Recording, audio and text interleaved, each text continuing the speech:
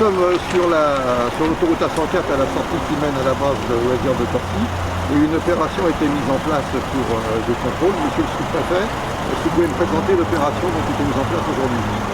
Oui, l'opération qui a lieu en ce moment sur 3 points différents en Seine-et-Marne vise à rappeler la nécessité de respecter le code de la route et notamment les questions de vitesse.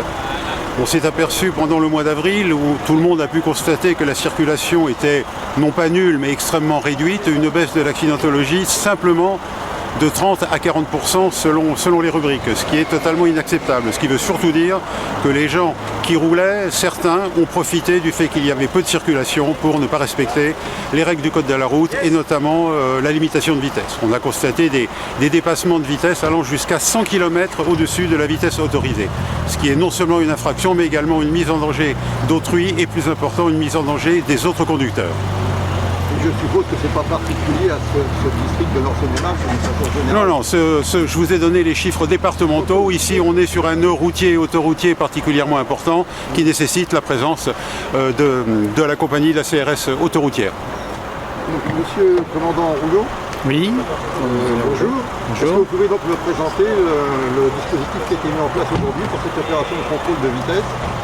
Alors, comme l'a rappelé monsieur le sous-préfet de l'arrondissement de Torcy, nous avons constaté effectivement lors du confinement une augmentation significative des excès de vitesse. Donc nous maintenons une présence accrue sur le secteur et notamment par des opérations telles que celle-ci qui visent à contrôler la vitesse et le comportement des usagers de l'autoroute A104. Nous avons mis en place donc, ce dispositif depuis 14 heures et nous comptons aujourd'hui 8 motocyclistes pour les interceptions, 2 personnels à pied pour la prise de mesure et l'étude du comportement et ensuite 16 piétons ou policiers qui sont là pour procéder à la verbalisation. D'accord.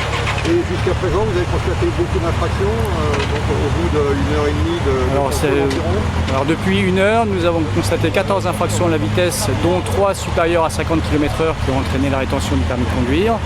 Et nous avons également noté 40 infractions diverses au comportement, dépassement par la droite, non-respect des distances de sécurité ou autres infractions au code de la route.